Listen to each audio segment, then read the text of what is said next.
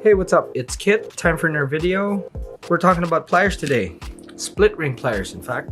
For those of you who are just joining us, thank you and welcome to the channel. This channel talks about the hows and whys of fishing, and we cover everything from ultralight, big game, everything in the middle, including fly fishing. So today, this is kind of like a universal talk about these pliers. Now, I know that everyone is aware that these things exist, okay? And if you don't, honestly, you have to get yourself a pair because they are probably some of the most useful tools that you will ever use. Now, here we have different brands, different types, and different sizes. These are for my ultralight. This is kind of my all-around, these two. Okay, and these are for the big stuff. Now, first things first, you cannot survive with just one pair, whether you like it or not. The small ones will not open the big ones. These all-around ones are great for medium-sized ones. They can also open the big ones, but it kind of gets difficult. And sometimes, especially when you're dealing with really tiny ones, this nib gets very, very difficult to get into the really tiny ones. This one, yeah, okay, and this is kind of a different thing because as you can see here, it doesn't have a nib, so it kind of functions differently. But just for the sake of actually going through all of this, I'm gonna tell you what's up with these, okay?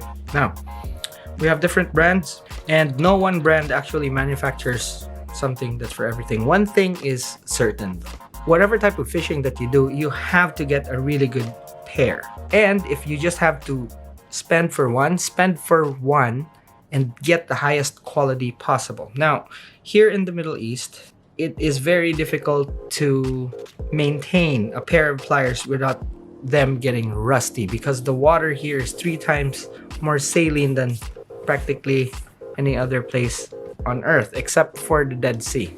If you're fishing around here, get something that's stainless. It's worth the money, and it's really going to save you a lot of frustration. So my thing here is that I know there's a lot here. I didn't buy them all at the same time. I do all sorts of fishing, and most of the time, even if I don't need split ring pliers, I always have one in the box with me for good reasons, because they're pliers, okay? Except for probably this one, which is very, very specific. I use them for all sorts of things. Now, very first thing that you need to find is a pair that has really good jaws. I know this is kind of generalizing things, but the fact of the matter is, you're gonna be using them for most likely everything else aside from just split rings. Sometimes you use them for removing hooks and all that. And if you buy something that's just subpar, you end up buying a lot. Now, this is a good one. It's from Rapala, and I use this as kind of like an all-arounder. Okay, so it's not just for split rings, but you could see that probably one of my most used out of all of this would be the second one right here as far as usage is concerned. Okay, but the thing is, if you buy lower quality ones, it will damage a lot really fast, and you'll see that they'll just become kind of useless even for opening split rings down the line. So buy the best that you can. That's the best advice I could give you at this point. Before we talk about the actual functions, you can see that all of them have something in common. These are all kind of spring loaded except for this one. Now, I'm not gonna say this is bad. It's just that it's actually harder to manage it. When you're opening split rings with this, and this is for the big ones, this has really, really powerful opening capabilities, as you can see there. The problem is, because it's not spring loaded, you tend to actually grip it harder. And what happens, and I'll show you an example with this one. Okay, when you open it, you actually end up damaging and opening the split ring. So you don't want that. With this one, you use the other side here. That's not... What happens is when you open it, because it's spring loaded, you actually can just pressure it a bit. And as you can see there, even with this one, yeah, I'm opening it quite big, but when you let go, it goes back. Well, whereas this one just doesn't. So I kind of stay away from this one. It's a good pair. It doesn't rust up. It has good cutters. Problem is, if you are not as gentle as you should be, it damages the split ring. I use this, but I don't actually hand it to my friends. Again, it's a good pair, but you have to know how to use it. If you are too rough with it, there it is.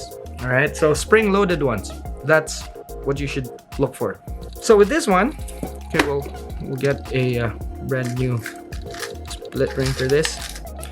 It's a very good example right here. This is kind of a big one. Now, the problem with this is that sometimes you can't really open it as big as you want to. We'll zoom in just so you can see. Okay, so when you're working with this, you have to go to the very edge to have it open really big. Now, with this one, bang, just like that, and you can open it. So the point here is that you have to have the right tool for the job when it comes to these things. Now, sometimes just for the sake of saving, a lot of people just bring one pair of pliers with them, and you know, they actually they fiddle around with it, and they end up losing a lot of fishing time. So seriously, if you are into whatever kind of fishing, you have to have a pair that would do the work in less time than it should. Now, these are kind of different because instead of having a nib, they actually open up the split ring in a different way. Okay, so you can see it clearly right there. And these are nice, but there's also a limit to them. So sometimes you kind of have to really position it well. So yes, it opens really big split rings, and it also opens tiny ones. But again, just because of its small size, it's kind of hard to manage, especially when you're fishing off of a boat, and it kind of gets very difficult to manage. I love these actually because they actually cause the least damage out of all of them.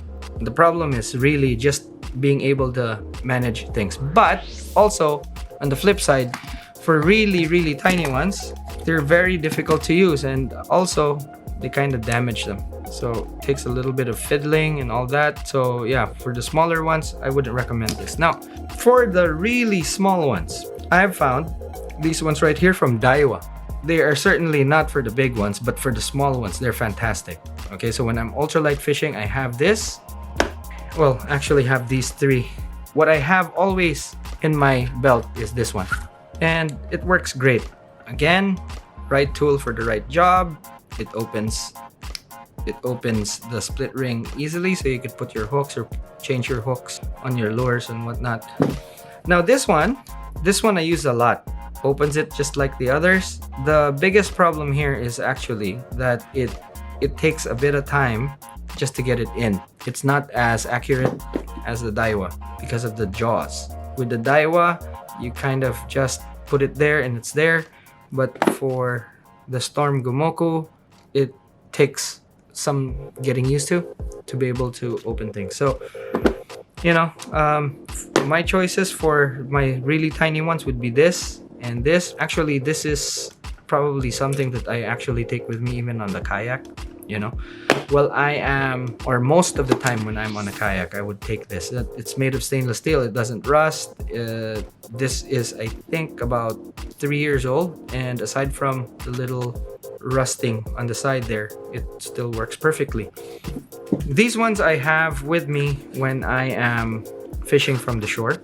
They are, well, quite handy and honestly also grip things better, but it doesn't do it for the really tiny ones. So I'm kind of using it for either an all-purpose plier or just when I don't have to run to my box and fiddle around with things. But when it's really tiny ones, this is what I use. Another thing you should consider is actually having one of these. Okay, there are smaller ones, and more than likely I don't cut my braid with the line that's here. I actually cut mono with the cutters that are on the pliers, because most of these have fixed blades.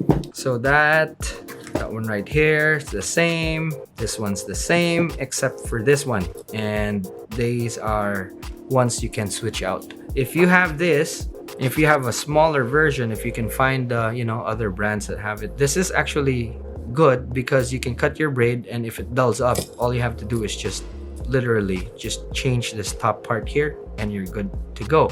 But I don't want to do that, so I just cut mono with this for my leader material, and then I have a pair of scissors that I cut my braid with most times. Because what happens with the scissors, if that dulls up, I could just chuck them, and the scissors are cheap. One blade of this would cost more than a pair of scissors. So for me, braid scissors are the way to go for cutting braid. Otherwise, if you're in an emergency, of course you can use it, but you can't use it too much, because when you need it and when you really need to cut something so precisely and you're using your pliers, you're just gonna have a ton of frustration. So that's it.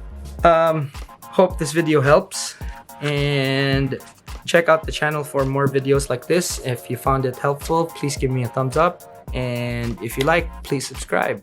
I will see you in the next one.